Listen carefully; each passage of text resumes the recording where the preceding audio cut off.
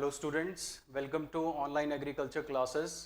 तो आज का जो आपका सेशन होने वाला है, इस सेशन में हम आपको बताएंगे कि आपका एग्रीकल्चर जो फील्ड ऑफिसर का एग्ज़ाम है, इसमें आपका जो सिलेबस रहने वाला है वो किस अकॉर्डिंग रहेगा, और इसके अलावा जो आपका पैटर्न है इंग्लिश में वो आपको किस तरीके से फॉलो करना है। इसमें आपका क्वेश्चन जो है प्रीलिम्स की, पहले स्टार्टिंग में जो हम बात करेंगे प्रीलिम्स की बात करेंगे, इसमें ही आपके क्वेश्चंस है, जो आपके क्वेश्चंस रहेंगे वो एग्जाम से किस तरीके से कोरिलेटेड है, और आपके पार्ट्स ऑफ स्पीच, आपके वोकैबुलरी और आपके अदर जो पार्ट्स है जिसको हमें कवर करना है उन पर हम डिस्कशन करेंगे।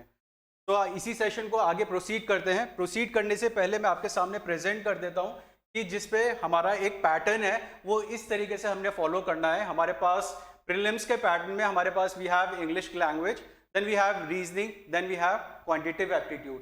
तो इसी तरीके से आपके पास क्वेश्चंस होंगे। क्वेश्चंस 50-50-50 रहने वाले हैं। बट अगर हम बात करें इंग्लिश ग्रामर की, तो इंग्लिश ग्रामर में मुझे लगता है कि हम सबको क्या करना चाहिए, फोकस करना चाहिए ज़्यादा, क्योंकि हमारे पास जो क्वेश्चंस हैं वो 50 है, बट जो मार्क्स हमें प्रोवाइड होने वाले हैं authority say that would be half. तो हाफ है हमारे पास यहाँ पे 25 मार्क्स मिलने वाले हैं। So we have 50 questions and we have 25 marks for that. But अगर हम रीजनिंग की बात करें, we have 50 question and 50 marks, and in quantitative aptitude as well we have 50 question and 50 marks. तो इससे हमें एक बात मालूम चलती है कि हमारे पास जो क्वेश्चंस आने वाले हैं उसमें हमें जो फोकस करना है, इसमें तो ठीक है हमारे पास एक मार्जिनल मार्क्स मिल जाएंगे, हम एक क्वेश्चन अटेम्प्ट करेंगे हमें 1 मार्क मिलेगा। बट अगर हम इसमें इंग्लिश में 1 क्वेश्चन अटेम्प्ट करते हैं तो हमारे पास कितना मिल रहा है, 0.5 मार्क्स मिल रहा है। तो हमें इन चीज़ों पे फोकस करना है, क्योंकि आपकी जो नेगेटिव मार्किंग चलनी है, नेगेटिव मार्किंग वुड बी 0.25। अगर आपका इस सेक्शन में आपका 50 क्वेश्चन है, 50 क्वेश्चन है, अगर आप 1 मार्क्स के क्वेश्चन कर रहे हो तो आपको 1 मार्क्स मिलेंगे, और नेगेटिव मार्किंग जाएगी तो वो 0.25 ही चलने वाली है। नेगेटिव मार्किंग जो चलेगी आपकी दैट वुड बी 0.25। अगर हम इसमें रीजनिंग की बात करें तो रीजनिंग में भी आपकी जो नेगेटिव मार्किंग रहेगी वो भी आपकी 0.25 रहेगी। बट अगर हम इंग्लिश के पार्ट में बात में आए, मार्किंग तो आपकी नेगेटिव 0.25 ही रहेगी, बट इसमें एक चेंजेस आ जाएंगे। वो चेंजेस क्या होंगे आपके, क्योंकि आपको जब मार्क्स इसके 25 मिल रहे हैं तो 25 में से आप काफी डाउन जाने वाले हैं। तो बेटर यह है कि यहाँ पे जो हमें बात समझनी है, हमें एक्यूरेसी को इंपॉर्टेंस देनी है। क्वेश्चंस आप जब अटेम्प्ट करेंगे तो आपके पास क्या होना चाहिए, एक एक्यूरेसी वाला एक मेथड होना चाहिए जिसमें आप अटेम्प्ट करें, और आपके पास एक ऐसी मेथोडोलॉजी हो जिसमें आपके पास नेगेटिव में मार्किंग में आप जाए ना।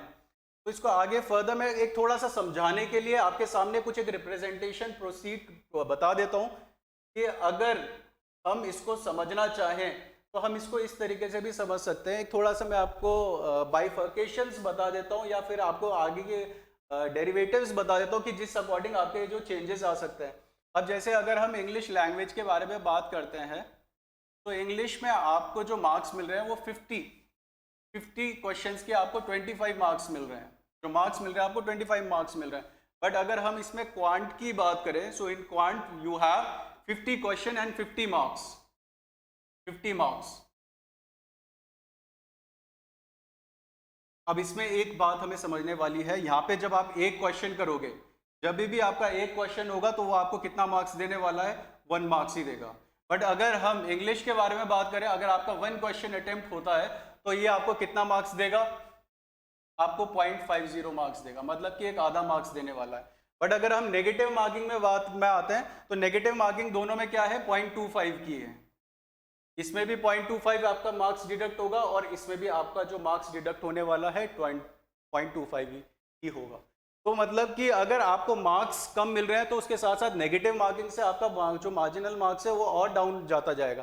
तो बेटर यह है कि हमें अपना प्रोसेस, अपना एक प्रोसीजर इस तरीके से फॉलो करना है कि आप नेगेटिव मार्किंग में ना जाएं। अब मैं एक थोड़ी सी आपको केस स्टडी बता देता हूँ कि आपको समझना है कि अगर आप अटेम्प्ट्स कितने पहुंच पा रहे हो, अगर आपके 10 अटेम्प्ट से, 20 अटेम्प्ट से, 30 अटेम्प्ट से, आपको किस तरीके से अपने अटेम्प्ट रखने हैं और किस तरीके से आपको अपनी एक्यूरेसी रखना है। फॉर एग्जाम्पल अगर मैं बात करूं, आपके पास इंग्लिश का पार्ट है और इंग्लिश के पार्ट में आपने अटेम्प्ट करे 20 क्वेश्चंस, आपने अटेम्प्ट करे 20 क्वेश्चंस, और अगर आपके पास क्वांट का भी पार्ट है और क्वांट के पार्ट में भी आपने कितने क्वेश्चंस अटेम्प्ट करें, 20 क्वेश्चंस अटेम्प्ट करें। अब एक थोड़ा केस स्टडी इस तरीके से ले लेते हैं कि हम एक कंडीशन मानते हैं कि आपने जो करेक्ट करे हैं क्वेश्चन वो आपके 12 करेक्ट है, और इनकरेक्ट जो हुए हैं आपके 8 इनकरेक्ट हुए हैं। तो अगर इसी के अकॉर्डिंग हम चले, इसको समझे, तो अगर इंग्लिश के बारे में बात हो रही है तो इंग्लिश में अगर आपने 12 करेक्ट है तो आपको मार्क्स कितने मिलने वाले हैं? आपको 6 मार्क्स मिलेंगे, आपको 6 मार्क्स मिलेंगे। और जो आपके 8 इनकरेक्ट हुए हैं इसके आपके नेगेटिव 0.25 से जाएगा। जब नेगेटिव 0.25 से जाएगा तो आपका जो डिडक्शन होने वाला है वो 2 मार्क्स का हो जाएगा। और जो आपके मार्क्स आएंगे वो फाइनल कितने आएंगे? 4 मार्क्स आएंगे। अब नेक्स्ट पार्ट में आते हैं। We have next part that is quant. और क्वांट में आपके पास अगेन 20 क्वेश्चंस होंगे करेक्ट। अगेन अगर आपके 12 है, बट ये पार्ट जो आपको देने वाला है वो पूरा का पूरा आपको 12 मार्क्स दे। जैसे कि आपको इंग्लिश में 6 मार्क्स मिल रहे थे, इसमें आपको क्या मिलेगा? 12 मार्क्स मिलेगा। अब इसका डिडक्शन भी सेम वैसे ही रहेगा जैसा मैंने कि आपको इस वाले में बताया था। आपका डिडक्शन 8 के अकॉर्डिंग ही होगा। अब 8 क्वेश्चन है, अगेन नेगेटिव मार्किंग में कितना जाएंगे आप? 2 ही जाएंगे। तो इसमें आपके जो मार्क्स आ जाएंगे दैट वुड बी 10। पहले वाले पार्ट में अगर पहले वाले की स्टडी समझे तो पहले वाले में तो आप बहुत नेगेटिव चले गए, 4 मार्क्स आ गए। और इस वाले में आपके क्वांट में यू हैव स्कोर्ड 10 मार्क्स। तो एक अंडरस्टैंडिंग, एक समझ हमें यहाँ पे मिलती है कि जब हमें एग्जाम में पार्टिसिपेट करना है और जब अटेम्प्ट करना है तो हमें इस तरीके से ध्यान देना है कि जो आपकी एक्यूरेसी है वो आपकी 100% होनी चाहिए। इवन अगर मैं ये बोलूँगा कि ज़्यादा से ज़्यादा अगर नेगेटिव कर सकते हो तो 95% या 90% से नीचे अगर आपकी नेगेटिव मार्किंग जाती है तो आपका जो स्कोर है वो काफ़ी लो चले जाएगा। क्योंकि इंग्लिश में आपका 50% मार्क्स मिल रहा है और आपको क्वांट या फिर रीजनिंग के बारे में बात करें तो आपको स्कोर जो मिल रहा है वो मार्जिनल मिल रहा है। अगर 1 मार्क्स का क्वेश्चन है तो 1 मार्क्स का आपको मार्क्स मिल रहा है। बट इसमें इंग्लिश ग्रामर में आपको क्या हो जा रहा है? सीधा 50% मार्क्स हो रहा है। और वो ही आपको क्या प्रेजेंट कर देता है? एक मतलब कि एक हैवी लॉस अगर आप इसको अटेम्प्ट करते हैं नेगेटिव मार्किंग के वाले क्वेश्चंस में। तो ये एक अंडरस्टैंडिंग, ये अप्रोच आप सबको फॉलो करनी है। और पहले ही अटेम्प्ट करने से पहले कंसिडर करना है कि आपको क्वेश्चन कौन कौन से अटेम्प्ट करने हैं। तो क्वेश्चन जो आपके रहने वाले हैं इंग्लिश लैंग्वेज के, आपके पास you would be presented with 50 questions, जिसके 25 मार्क्स मिलेंगे आपको। और जो टाइम रहने वाला है दैट वुड बी 40 मिनट्स। और अगर रीजनिंग के बारे में बात करें, रीजनिंग और क्वांट में आपका जो क्वेश्चंस रहेगा दैट वुड बी 50 और मार्क्स जो आपके रहेंगे 50 और टाइम जो रहेगा वो सब में सेम है 40 मिनट्स। बस जो डिफरेंस आ जाता है वो आपका इंग्लिश के पार्ट में ही आ जाता है, ठीक है। और यहाँ से जो हम अपना प्रोसेस रखेंगे उसमें हम पूरी की पूरी कोशिश करेंगे जो आपके अटेम्प्ट्स है वो कितने पहुंच पाए, 20+ पहुंच पाए। तो इससे बेटर क्या होगा? Accuracy, with accuracy. तो इससे क्या होगा कि आप जब एक्यूरेसी के साथ अटेम्प्ट करोगे तो ये जो आपका नेगेटिव वाला पार्ट है वो नेगेटिव वाले पार्ट को हम अवॉइड कर सकते हैं। और जब नेगेटिव वाले पार्ट को हम अवॉइड करेंगे तो स्कोर में आप ऑलरेडी ऊपर आ जाएंगे। तो एग्जाम में आपके पास इसी पैटर्न से क्वेश्चन रहेंगे। जब आप इस पैटर्न को क्वालिफाई करेंगे so you would B given the opportunity to attempt in the next part that would be your mains। तो मेंस में आपको आपका अलग पैटर्न होगा। बट अभी जो हम बात कर रहे हैं वो प्रीलिम्स की बात कर रहे हैं। सो प्रीलिम्स में ये आपका हमारा पैटर्न होने वाला है। एक थोड़ी सी मैं आपको केस स्टडी भी बता देता हूँ। हमें केस स्टडी भी मालूम होनी चाहिए कि 2021 में आपका क्या पैटर्न रहा या इससे पहले क्या पैटर्न रहा और किस तरीके से आपके पास क्वेश्चन आए हैं और इसके साथ साथ कितना आपका मेरिट गई है और कितने कट ऑफ गए हैं। अब यहाँ पे आपके सामने पहला जो पार्ट मैंने इंग्लिश 2000 ये जो कट ऑफ है प्रीलिम्स की है IBPS AFO एग्जाम 2021। तो इसमें जो आपके पास प्रेजेंट है, आपके सामने जो डाटा प्रेजेंट है ये उसी के अकॉर्डिंग है जितना कि आपकी कट ऑफ गई है। इंग्लिश में आपके 50 क्वेश्चंस ही थे और मार्क्स ऑब्वियसली हमारे पास 25 थे। बट जो आपकी कट ऑफ गई दैट इज 4.75। कट ऑफ आपकी EWS एंड जनरल की 4.75। अगर कोई रिजर्व कैटेगरी से है तो उनके लिए जो कट ऑफ गई है SC ST OBC and PWD के लिए, PWD means person with disabilities, उनकी जो कट ऑफ गई है दैट इज 2.50। मतलब कि आपके सामने मैंने जो आपको ट्राइफर्केशंस बताए थे, आपको जो बताया कि आपका स्कोर किस तरीके से रहेगा, उसमें एक बात तो समझ में आती है कि आपको ज़्यादा स्कोर नहीं करना है। अगर आपको क्वालिफाई करना है, जो मैंने आपको बताया, अगर उसमें आपको एक्यूरेसी मिल जाती है, if you have the accuracy you can qualify any exam. But यहाँ पे अगर आपको एक्यूरेसी मिलती है तो इतना ही आपको स्कोर करना है, ज़्यादा स्कोर नहीं करना है। अदर पार्ट में भी आप दे सकते हो, रीजनिंग और क्वांट में भी आपका जो कट ऑफ जा रखा है वो कुछ ज़्यादा नहीं है। क्वांट का थोड़ा सा आपका कट ऑफ में पार्ट थोड़ा ज़्यादा है। बट अगर हम इन दोनों के केसेस के बारे में बात करें, इंग्लिश लैंग्वेज और रीजनिंग के बारे में, तो कट ऑफ ज़्यादा नहीं जाता। मतलब कि qualifying your exam is not a herculean task. आपको सिर्फ पैटर्न पकड़ना है। यू गेट द पैटर्न, तो आपको समझ में आएगा कि एग्जाम क्वालिफाई करना कोई बड़ी बात नहीं है। और वैसे ही अगर रीजनिंग के पार्ट में देखें तो इसमें जो कट ऑफ गई है वो 3.25 गई है, और क्वांट में अगर कट ऑफ इसकी रिजर्व कैटेगरी की देखेंगे तो 5.25, तो कोई ज्यादा नहीं गई है। अगर इसका पूरा का पूरा टोटल देखेंगे तो टोटल 20.25 आपका बन रहा है जो कट ऑफ इसके मार्क्स दिए गए हैं। अब फाइनल मेरिट के बारे में भी बात करते हैं। ये तो आपको कट ऑफ बता दिए, ये कट ऑफ है, ये मिनिमम मार्क्स आपको लाने ही लाने हैं। और जो फाइनल मेरिट गई हमारी AFO में, दैट इज जनरल की 21.25, EWS 21.25, SC में भी सेम है, ST में, सारी रिजर्व कैटेगरीज में आपकी जो मेरिट है सेम है। मतलब कि हमें एक और बात मालूम चल रही है, अगर आप इस एग्जाम को देखते हो IBPS AFO, या फिर जिसमें आपको मालूम होता है SO भी बोला जाता है, स्पेशलिस्ट ऑफिसर। अब स्पेशलिस्ट ऑफिसर के लिए जब आप प्रिपेयर करोगे तो उसमें अलग अलग तरीके की पोस्ट होती हैं, बट जब हम AFO के बारे में बात करें तो AFO का जो कट ऑफ है सबसे कम देखी जाती है। आपके कुछ ही उसमें पोस्ट है जिनमें कट ऑफ कम रहती है, मतलब you have the better chances to qualify this exam.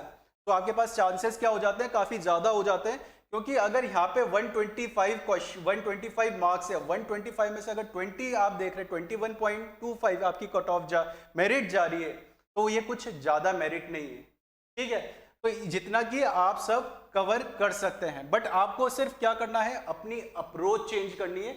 आप जब अटेम्प्ट करें, आपके सामने क्वेश्चन प्रेजेंट हो, तो you should be attentive at that time कि आपके सामने क्वेश्चन कैसा है और आप नेगेटिव नहीं जा रहे हो, चांसेस नहीं लेने हैं। अगर आप 15 क्वेश्चन भी करते हैं तो 15 क्वेश्चन में भी आपको चांसेस नहीं ले रहे हैं, स्पेशली इंग्लिश लैंग्वेज में।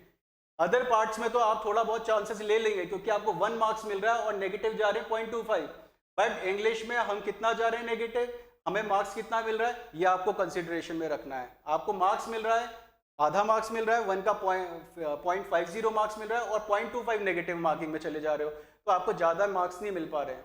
तो ये एनालिसिस आपको अपनी तरफ से भी करना है, पैटर्न को समझें और किस तरीके से आपके सामने क्वेश्चंस रहेंगे उनको भी देखना है। एक बार आप देख लीजिए ये सब, इसके बाद हम आगे नेक्स्ट जो बात करने वाले हैं वो होगी हमारी बात सिलेबस में। अब जो आपका AFO का सिलेबस है, सबसे इंपॉर्टेंट इंग्रेडिएंट या फिर सबसे इंपॉर्टेंट चीज जो कॉम्पिटिटिव एग्जाम में रहती है, जो एग्जाम क्वालिफाई करने के लिए मैटर करती है, that is preparation. And preparation से पहले आपका क्या काम आता है, वो रिसर्च काम आती है। तो रिसर्च जब तक नहीं है तब तक आप किसी एग्जाम को क्वालिफाई नहीं कर सकते। तो एक रिसर्च आपकी होनी चाहिए कि आपके पास एग्जाम में क्वेश्चंस कैसे होंगे और उन क्वेश्चंस को आप अटेम्प्ट कैसे करेंगे। तो थोड़ी बहुत यहाँ से जो ऑनलाइन एग्रीकल्चर प्लेटफॉर्म है, यहाँ पे हम प्रोवाइड कर देते हैं आपको कि आपके सामने क्वेश्चन जो रहेंगे वो किस पैटर्न के रहने वाले हैं और किस किस पार्ट के रहेंगे आपके लैंग्वेज से। एक और चीज़ मैं यहाँ पे अपने स्टूडेंट्स को सजेस्ट करना चाहूँगा, जितने भी आपके एग्जाम में ये क्वेश्चंस आने वाले हैं, आपको एक बात समझनी है कि यहाँ पे जो पैटर्न है उस पैटर्न में आपको ये नहीं सोचना है कि हम थोड़ा सा पढ़ेंगे और थोड़े से पढ़ने से आपका सिलेक्शन हो जाएगा। आपको सारी चीज़ें कवर करनी पड़ेगी। अगर यहाँ पे वोकैब्स का पार्ट बोला गया तो आपको पार्ट्स ऑफ स्पीच भी पढ़ना पड़ेगा। अगर यहाँ पे आपके होमोनियम्स है तो अगेन आपको पार्ट्स ऑफ स्पीच पढ़ना पड़ेगा, क्योंकि हर वोकैबुलरी में भी एक पार्ट्स ऑफ स्पीच छुपा हुआ है। एक वोकैबुलरी आपकी एडजेक्टिव भी हो सकती है, एक वोकैबुलरी आपकी नाउन भी हो सकती है। वो अंडरस्टैंडिंग आपको तभी मिलेगी जब आपका पार्ट्स ऑफ स्पीच क्लियर होगा, ठीक है। चलो अब मैं आपको सिलेबस आपके सामने प्रेजेंट करते हैं। We have first one is reading comprehension. ये जो रीडिंग कॉम्प्रीहेंशन का आपका पार्ट होने वाला है, इस रीडिंग कॉम्प्रीहेंशन में आपको एक पैसेज प्रेजेंट होगा, एक कॉम्प्रीहेंशन का पैसेज प्रेजेंट होगा। उस पैसेज को आपने अब पढ़ना है, कॉम्प्रीहेंड करना है और उसके बिहाफ में आपके पास क्वेश्चंस होंगे नीचे और उन क्वेश्चंस को आपको अटेम्प्ट करना है और उस क्वेश्चंस के आपको वहाँ पे मार्क्स मिलेंगे अगर आपके करेक्ट होते हैं। अब यहाँ पे एक बात समझे कि जब कॉम्प्रीहेंशन के बारे में बात हो रही है, कॉम्प्रीहेंशन भी अपने आप में एक नाउन है और कॉम्प्रीहेंड वर्ब से आया है, एक वोकैबुलरी से आया है, दैट इज कॉम्प्रीहेंड। कॉम्प्रीहेंड मतलब होता है समझना। ये टेस्ट आपका इसलिए होता है कि आपके सामने कोई पैसेज आता है या फिर आप जब AFO बनते हैं या फिर आप किसी भी डिपार्टमेंट में जाते हैं, अगर आपके पास कोई रिटन में कोई भी नोटिस आता है या फिर कोई ऑर्डर आता है, तो आपके पास एक कॉम्प्रीहेंडिंग लेवल होना चाहिए, एक समझने वाला लेवल होना चाहिए कि आपके सामने जो बातें बोली गई है, जो बातें लिखी गई है, उनका मतलब क्या हो रहा है। और यहाँ पे वी हैव रीडिंग कॉम्प्रिहेंशन, इसीलिए आपके पास ये कॉम्प्रिहेंडिंग टेस्ट आता है जिसमें आपको एक क्वालिफाई करना बहुत जरूरी होता है, क्योंकि एज एन ऑफिसर आप कभी भी ज्वाइन करोगे तो वहाँ पे आपके सामने प्रेजेंट होना है डाटा, और इसीलिए ये सारे के सारी एग्जामिन अथॉरिटीज इसीलिए ये चीज़ें कंडक्ट करवाती हैं। नेक्स्ट पार्ट में आता है ग्रामर करेक्शन। ग्रामर करेक्शन, अब ग्रामर करेक्शंस में भी आपके सामने स्टेटमेंट्स होंगे। अब ग्रामर के बारे में बात बोलिए ना, तो ग्रामर से हमारे दिमाग में क्या आ जाता है, ग्रामर से बात आती है पार्ट्स ऑफ स्पीच की, पार्ट्स ऑफ स्पीच। और पार्ट्स ऑफ स्पीच जब भी आएगा तो पार्ट्स ऑफ स्पीच में क्या क्या पार्ट होते हैं हमारे पास, नाउन होता है, एडजेक्टिव होता है, and so on, verb, adverb, preposition, conjunction, interjection, ये सारे के सारे क्या होते हैं, पार्ट्स ऑफ स्पीच। इन्हीं पार्ट्स ऑफ स्पीच से मिलके इन्होंने, एग्जामिनर ने आपके सामने क्वेश्चंस प्रेजेंट करे होते हैं, और इन्हीं क्वेश्चंस में आपको क्या डिटेक्ट करना होता है, एरर्स डिटेक्ट करना होता है कि आपका इसमें एरर क्या है। और एरर को डिटेक्ट करने के बाद आपको उसके नीचे स्टेटमेंट दिए रहते हैं, और इसी स्टेटमेंट से आपको डिटेक्ट करना होता है कि कौन सी स्टेटमेंट उसमें करेक्ट फिट होगी। Next is spotting errors. Spotting errors भी आपका कुछ ग्रामर करेक्शन से रिलेवेंट ही है, इसमें भी आपके पास स्टेटमेंट होगी, बट इस समय जो स्टेटमेंट होगी वो उसमें आपको किस तरीके से डिटेक्ट करना है, जिस पार्ट में आपका एरर दिख रहा है आपको वो ही आपका आंसर होगा, वो ही आपका आंसर होगा। Next is parajumbles. पैराजम्बल्स में आपके पास पैराग्राफ्स प्रेजेंट होंगे। अब जंबल मतलब होता है आगे पीछे, जब कोई चीज आगे पीछे होती है उसको जंबल बोला जाता है। तो पैरा जो है उसको जंबल कर दिया जाएगा, उसके जो सेंटेंसेस होंगे उनको आगे पीछे अरेंज कर दिया जाएगा। वहां पे आपको सीक्वेंस बताना है कि अगर आपके सामने पैराग्राफ ए है, बी है और सी है और डी है, अगर इस तरीके से आपको पैराग्राफ दिए गए हैं, इन्हीं पैराग्राफ में एक आपको अंडरस्टैंडिंग लेनी है कि आपका सीक्वेंस कौन सा मीनिंगफुल सेंटेंस दे रहा है। ठीक है, मान लो कि अगर यहाँ पे हमारे पास सन इज अ स्टार है, सन इज अ स्टार, और आपको लगता है कि सेंटेंस की शुरुआत जो होने वाली है पैराजम्बल्स में यहाँ से होनी चाहिए, तो आपका सीक्वेंस जो शुरू होगा वो डी से शुरू होगा, फिर वैसे ही आपको लगता है सी से होगा, फिर बी से होगा, फिर ए से होगा। अगर आपको ये लगता है सही तो आपका आंसर इस तरीके से हो जाएगा। ठीक है, ये आपके कुछ पैराजम्बल्स का पार्ट है। ठीक है, बाकी हम जो भी ये चीज़ें मैं आपको अभी बता रहा हूँ, ये थोड़ी कर्सरी व्यू दिया जा रहा है आपका सिलेबस में, बट ये यहाँ पे जो हमारी क्लासेस चलेगी उसमें हम सारी की सारी चीज़ें डिटेल मैनर में कवर करवाएंगे। Next is vocabulary. वोकैबुलरी का ही पार्ट आपका एंटोनियम एंड सिनोनिम्स है। जब वोकैबुलरी को पढ़ेंगे मतलब कि शब्दकोश के बारे में बात हो रही है कि आपके सामने अगर कोई वोकैबुलरी आती है तो आप उस शब्दकोश को कितना अंडरस्टैंड कर पाते हैं। तो इसी में आपके पास वोकैबुलरी का पार्ट क्या आता है, एक एंटोनियम्स आता है और एक सिनोनिम्स आता है। जब सिनोनिम्स बोलते हैं, सिनोनिम को एक तरीके से आप समझ सकते हैं जो हिंदी में आप पर्यायवाची बोलते हैं वही आपके सिनोनिम्स होते हैं। और एंटोनिम्स, एंटोनिम मतलब कि अपोजिट, जो अपोजिट होगा that is antonyms. Next is homonyms. अब होमोनियम्स आपके वोकैबुलरी, ये अगेन वोकैबुलरी का पार्ट है, बट डिफरेंस क्या आ जाता है जब होमोनियम्स के बारे में बात करते हैं। होमोनियम्स साउंड भी सेम करते हैं। अब फॉर एग्जांपल अगर मैं यहाँ पे एडेप्ट लिखता हूँ वोकैबुलरी, तो एडेप्ट का मतलब होता है to adjust oneself according to any situation. But अगर मैं एक वोकैबुलरी ये लिखता हूँ एडेप्ट, ADEPT, अब इसका प्रोनाउंसिएशन भी सेम है बट इसका मीनिंग जो है, मीनिंग में चेंजेस आ जाते हैं, दैट मीन्स स्किलफुल। अब प्रोनाउंसिएशन में तो दोनों सेम हो रहे हैं, adapt adapt adapt adept, but meaning में चेंजेस हैं और इन्हीं मीनिंग पे बेस्ड आपके पास एरर्स आ जाते हैं। होमोनियम्स प्रेजेंट होंगे आपके सामने, तो होमोनियम्स में आपको डिटेक्ट करना है कि अगर आपके सामने स्किलफुल पूछा गया है तो स्किलफुल के लिए आपके पास ये वाला एडेप्ट होना चाहिए, ना कि ये वाला। अगर आपने ये वाला स्किलफुल कर दिया तो आपका आंसर गलत हो जाएगा। आपको ये वाली वोकैबुलरी देखनी है कि यहाँ पे आपके बीच में इसमें ADE आएगा और इसमें ADA आएगा, बट साउंड दोनों का ऑलमोस्ट सेम है। एक एडेप्ट है and next one is adept, so that is your homonym. Next is fill in the blanks. Fill in the blanks में भी आपके पास कुछ स्टेटमेंट्स होंगी, उन स्टेटमेंट्स को आपको पढ़ना है और उन स्टेटमेंट्स के साथ साथ फिर बीच में एक आपका फिलअप्स होगा। उसमें आपको देखना है कि आपके पास जो 4 सूटेबल ऑप्शन है वो आपको बेस्ट कौन सा उसमें एडजस्ट हो सकता है या फिर जो एप्रोप्रिएट है एज पर ग्रामर और वोकैबुलरी, ऐसा नहीं है कि ग्रामर पे बेस ही होगा कि आपको पार्ट्स ऑफ स्पीच के अकॉर्डिंग ही मिल रहा है कि वहां पे आपका इज आएगा, एम आएगा, हैज आएगा, या वर्कड आएगा, वर्ब की सेकंड फॉर्म आएगी, या हैड वर्कड आएगा। ऐसा कुछ नहीं है, वहां पे आपको देखना है एज पर ग्रामेटिकल सेंस और योर एप्रोप्रिएट।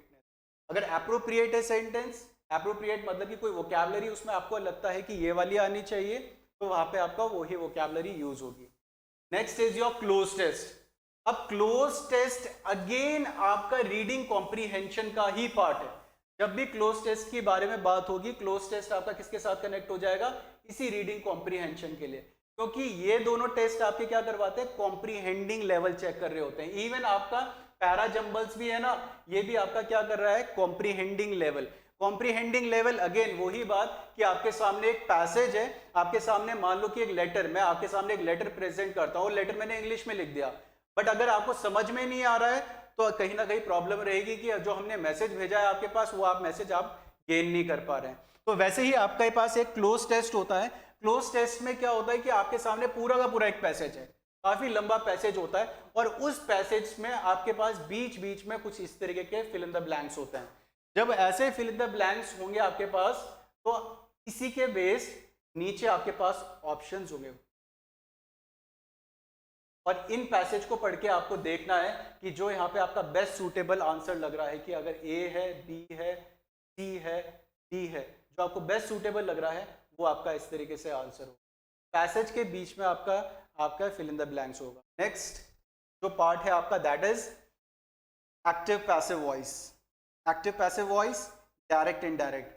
अच्छा, कई अगर हम कई जगह नोटिफिकेशन को देखें या फिर कई जगह सिलेबस को देखें, कई लोग इसको कवर नहीं करते कि वहाँ पे एक्टिव पैसिव वॉइस का भी पार्ट है, बट आपके लिए समझना काफी इंपॉर्टेंट हो जाता है, क्योंकि जब भी एक्टिव और पैसिव वॉइस के बारे में बात होगी, डायरेक्ट इनडायरेक्ट के बारे में बात होगी, we are talking about verb. किसके बारे में बात हो रही है, वर्ब के बारे में। मतलब क्या, सॉरी, किसके बारे में बात हो रही है, टेंस के बारे में बात हो रही है। और टेंस मतलब क्या, यहाँ पे एक्टिव वॉइस में भी आप टेंस को, एक्टिव वॉइस में, डायरेक्ट वॉइस में क्या करते हो, टेंस को चेंज करते हो। अब टेंस को चेंज करते एक तरीके से ये समझ लो कि आप किसको चेंज कर रहे हो, वर्ब को चेंज कर रहे हो। तो चैप्टर आपका कौन सा आ गया, वर्ब आ गया। वर्ब क्या है, पार्ट्स ऑफ स्पीच का एक पार्ट है, पार्ट्स ऑफ स्पीच का एक पार्ट है। तो आपको ये बात समझनी है कि यहाँ पे अगर आपके पास स्टेटमेंट या फिर एरर या फिर आपके पास क्लोज टेस्ट में या फिर आपके पास ग्रामर करेक्शन में ये आ गया, तो ये आपका कंडीशन में आप वहाँ पे डिग्रेड नहीं जाएंगे, वहाँ पे आप अपग्रेडेड ही जाएंगे। तो यहाँ पे आपके लिए ये direct voice, passive voice and direct indirect, ये भी इंपॉर्टेंट हो जाता है। क्योंकि जब भी हम पार्ट्स, ये सारी की सारी जो चीज़ें हमने बताई, सारी की सारी चीज़ें कनेक्ट जो हो रही है, सबकी सब किससे हो रही है, पार्ट्स ऑफ स्पीच।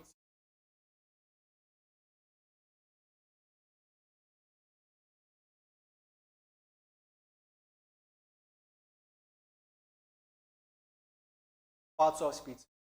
तो हमें मालूम चल रहा है कि मतलब कि ये जो आपके क्वेश्चंस है सारे के सारे अगर इसी पे बेस्ड है, पार्ट्स ऑफ स्पीच, तो आपको सारी ये चीज़ें कवर करनी पड़ेगी। मतलब आपके पास क्वेश्चंस एग्जाम में आते हैं तो आपका प्रिपरेशन इस तरीके से हो कि आपने कोई पार्ट छोड़ा ना हो, क्योंकि एग्जाम में काफ़ी इंपॉर्टेंट रहता है, एक एक मार्क्स आपके लिए काफ़ी इंपॉर्टेंट रहता है। तो ये काफ़ी ज़रूरी है कि आप इन पार्ट को भी कवर करें। अगर आपका ये पार्ट छूटता है या फिर आप सोचते हो कि थोड़ी सी वोकैबुलरी करके, 20 वोकैबुलरी करके मेरा एग्जाम क्वालिफाई हो जाएगा, 20 होमोनियम्स मेरे करके मेरे एग्जाम क्वालिफाई हो जाएगा, या नाउन चैप्टर करके मेरा एग्जाम क्वालिफाई हो जाएगा, ऐसा नहीं होने वाला है। आपको सारी चीज़ें कवर करनी पड़ेगी, क्योंकि एग्जाम क्वालिफाई करने के लिए आपके पास हर तरीके का पार्ट होना चाहिए। आपके पास ये जितने भी क्वेश्चंस मैंने आपको, जितने भी पैटर्न मैंने आपको बताया, जो क्वेश्चंस आपके आएंगे वो सारे के सारे इससे पार्ट से होंगे।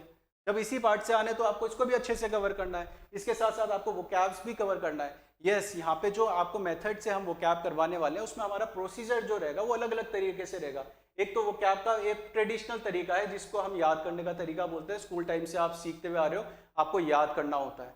एक दूसरा जो मैं आपको तरीका बताऊंगा यहाँ पे वोकैब्स का, that would be in the basis of etymology. Etymology मतलब क्या होगा, आपका रूट वर्ड्स पे बेस्ड होगा।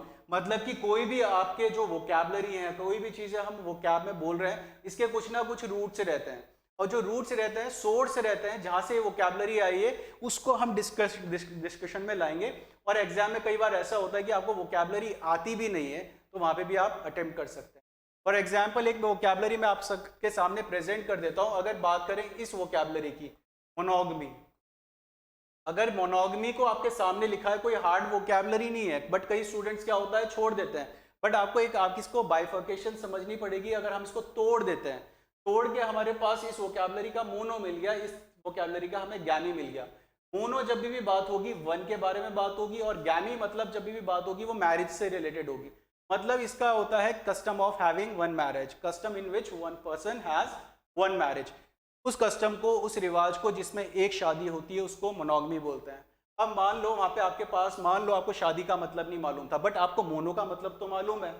और जब मोनो का मतलब मालूम है, एक के बारे में बात हो रही है, और एक के बारे में बात हो रही है, आपके पास 4-5 ऑप्शन है, और 5 ऑप्शन में से सिर्फ एक के बारे में बात बोली गई है। एक ऑप्शन में जो आपका डी ऑप्शन है, डी ऑप्शन में अगर सिर्फ एक के बारे में बात बोली गई रिलेटेड टू वन, तो आपका आंसर तो वन से होगा। मान लो आपको पूरा भी नहीं आता, तो एक अप्रोच हम आपको इस तरीके से भी प्रोवाइड करेंगे। इसके अलावा कुछ आपके निमोनिक्स, आपको कुछ स्टोरी बेस्ड वोकैबलरीज भी करवाएंगे, जो स्टोरी बेस्ड से आपको याद रहेगा, क्योंकि ताकि आप रिटेन कर पाए चीज़ों। तो यही आपका पैटर्न है, और इसी पैटर्न पे आपको प्रिपरेशन करनी है। ये आपका इंग्लिश का पैटर्न है, और इंग्लिश के पैटर्न में आप किस तरीके से नेगेटिव जाओगे और किस तरीके से अपडेटेड जाओगे, वो आपको देखना है। रिसर्च होनी चाहिए एग्जाम क्वालिफाई करने के लिए, और अगर आपकी प्रॉपर रिसर्च है तो definitely you will qualify your exam. So that's all for this session. Have a nice day everyone.